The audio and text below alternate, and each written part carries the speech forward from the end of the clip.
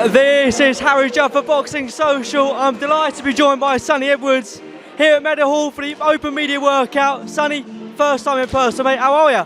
Yeah, I'm good. I'm real good. You know, there's been a good little turnout. It's only just open and just started. I'm going on in about 40-50 minutes. My old opponent Marcel, and now he's fighting my good friend, my gym mate, and the fighter that I look after and manage, Thomas Asomba. So yeah, it's good. A good card. I'm looking forward to it. Yeah, good little turnout as well for the gym. I mean, you got Grant over there, Botan over there as well. It's a good little day out. Yeah, definitely. I mean, yeah, the crowd's building up, and yeah, there's a little buzz around the city, man. We've sold some good tickets. We've sold decent tickets, man. I'm looking forward to it, man. I mean, you're defending your IBF belt. A potential banana skin, Sonny, this weekend. Not even a banana skin, really. He's a serious competitor. 38 wins, 33 knockouts, 2 losses. He was a world champion 2 fights ago, and he moved up to challenge me. Do you know what I mean? So he's got his wish. I love the confidence. I appreciate the challenge. I found it hard to get willing opponents, I'll be real.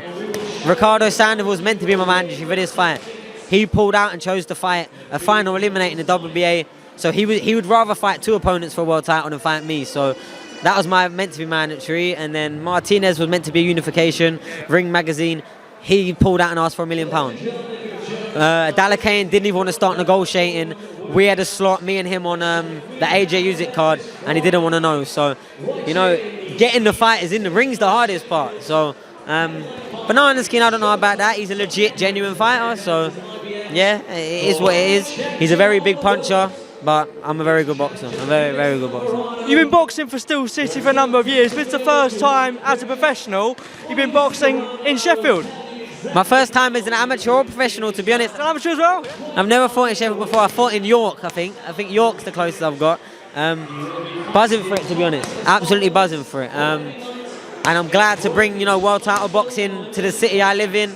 I'm glad that it's giving everyone a chance to come out and support the boys. Also have a few local lads that really deserve an opportunity on the card. So, like, really looking forward to it. I know I keep repeating myself, but all of this just sort of goes by so fast, and I just can't wait for Friday.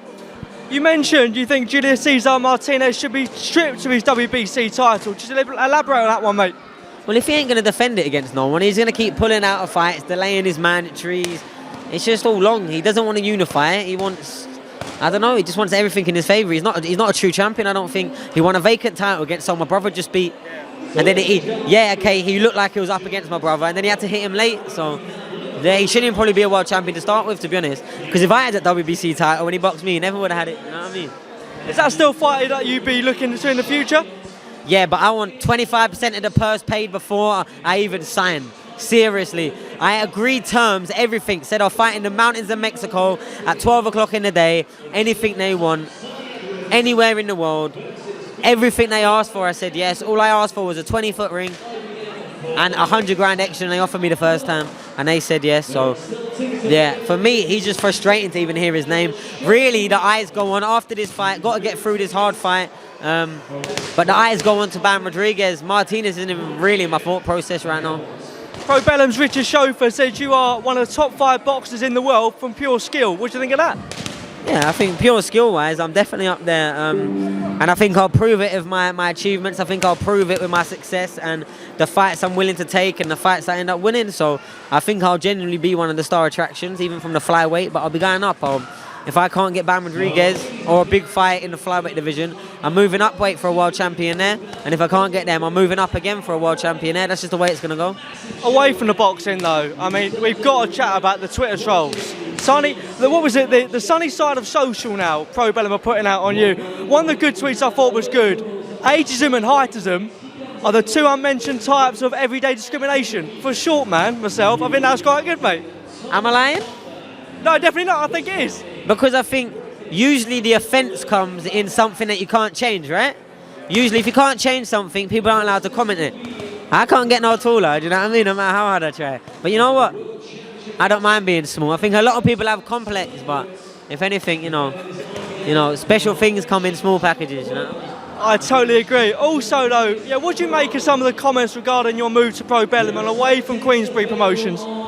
Yeah, I mean, I feel like everything's gone well. I've defended my world title 3 times now, or this will be my 3rd time. Yeah, a lot of people have a lot to say. There's a lot of behind-the-scenes stuff, but there's nothing to suggest that you won't see me working alongside Frank and Queensbury Promotions. We didn't fall out. I'm still invited to all of their shows. You know, I give Frank a big hug when I see him. Yeah, it was, you know, that was what it was. I wanted to, you know, chase the big fights, and that's what we've been doing, you know. Yeah. The long-term move now with Pro Bellum, what are we expecting in 2023 after Saturday, if, like you said, you get your successful Saturday? Thing is, with me, I've been green-lighted to fight anywhere on any platform. So there's no cross-promotional, you know, that was one of the biggest things that I came to Pro Bellum for, you know. So we proved it, we accepted for 6-7 weeks, terms, fight day, opponent, everything for Martinez. That was going to be on the DAZN show. So there is nothing stopping me from fighting anywhere, on any platform, any promoter in the world. I just need to win an opposition. That's what I've struggled with. But obviously right now, I've got a great fighter in Felix Alvarado, a great former world champion. So, like I said, I'm looking forward to it. Do you think that's why some of the big fights don't happen? Terence Crawford, Garcia, for example, you know, these long promotional contracts. Do you think that's why the big fights don't happen? Yeah, because whenever a fighter's locked into a promoter contract, if they cross the path somewhere, the promoter's due 25 or 20%, whatever they agreed when signing them. So not only do you have to pay a purse that the fighter seems deemable worthy, you've then got to take 20% of everything else you're taking out for the promoter, and the fighters aren't used to losing that percent when they're fighting at home. So it becomes hard. Then there's also egos, there's, you know what I mean, it's hard. Like a lot of the promoters don't want to work with each other, and a lot of the fighters don't want to give up the home advantage, don't want to give up the satisfaction of having all their creature comforts. Me, I don't care. I'm a world champion. I'll take my world title wherever it's biggest. You know, I've said multiple times I want a 1st of January fight in Japan, so that's something that's in my pipeline. I'm ready to go over the other side of the world, Mexico, America, wherever it is. I don't care. Like, I just want the biggest fights where they're the biggest. Well, you're, you know, decorated amateur, world, you know, IBF champion, for example. How damaging for the sport is it that the AJ Fury, all those big fights not happening at the moment? You know, when you're at that level, they're probably talking and balancing hundreds of millions, so no one wants to give up a bit of ground because 1% is a lot of percent. Do you know what I mean? You've also got loads of teams. You've got, like, you know, managers, you've got staff, you've got the promoters, the broadcasters. There's so many different levels of arguments they've got to get through before they can actually make a fight.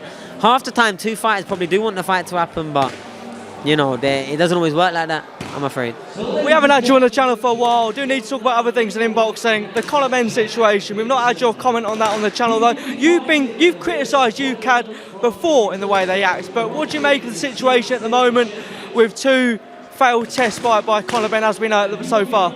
I don't think I've criticised UKAD. Just the way that boxing reacts to drugs tests. If someone fails a drugs test and there's a chance they could still box, then it blows my mind. If there's a chance that they can keep it secret, then that also blows my mind. I don't know the ins and outs. I don't. And, you know, there's always the sort of leeway and whatnot. All I do know is I've been drugs tested 25, 30 times and I've never failed a test. Why is that? Because I never put anything performance enhancing in my body. Can I speak for anyone else? No. And I'm starting to get to the point where it's probably better to keep my nose in my own business, especially when cameras in front of me, because I ain't even making money off these interviews, you know what I mean? Okay, moving on quickly then. You know, what do you make of the interview that's been going out everywhere on Twitter as well as the True Geordie interview? What did you make of that with the interview with him and Tyson Fury? Oh, I think he's a muppet, mate, to be honest. But a lot of those YouTubers, they don't understand the world they're in. So when they get a level of access, they're talking to a person that has dedicated his whole life, risked his life countless times, getting in the ring and fighting for your entertainment, coming back out, being way out of shape and jumping in the ring with Wilder for your entertainment because you said he couldn't do it for your entertainment. So the biggest fight out there outside of one of these world killers, marketability-wise, name-wise, selling tickets-wise, is probably Derek Chisora. Unfortunately, sorry, True Geordie, if that doesn't fit your agenda of what you want. Oh yes, Joe Joyce, that would sell probably 1/10 of what Chisora will sell. Chisora sells out at stadiums, arenas on himself. So, sorry, like, you know what I mean? But I don't expect someone that spent their life in their bedroom making YouTube videos, playing games, amongst, you know, pretty much a bunch of virgins half the time. Like, I don't expect them to understand what we go through or the people we are. I don't, but me, I got love for boxers and boxing, so I will always defend boxing, always. So Yeah, I think you can say and you can ask your line of questioning, but it's about prying, it's about being disrespectful. You could see that he was agitating Tyson. You could see he couldn't be asked with it, and he was asking dumb questions. He was going on and on. He opened the question with a KSI question, and I think at that point Fury was already halfway out the interview anyway. And then to just sort of try and dig and get him to trip up and say things. He's just a fat muppet. And then him to come out and say that all Muslim, to prove you're a Muslim, you have to blow up yourself today to Andrew Tate. He's a fucking muppet. He's a fucking idiot, to be honest. He's an actual idiot, so I don't really have much more to say. He blocked me on Twitter anyway, but I do find it interesting that certain people get cancelled for saying certain things, but True Geordie can say about Muslims blowing themselves up to prove that they're a Muslim, and then he's still got a YouTube channel to post his apology on, and he weren't sorry about it, because otherwise he wouldn't have then repeated multiple times what he said. You know what I mean? He's just a muppet.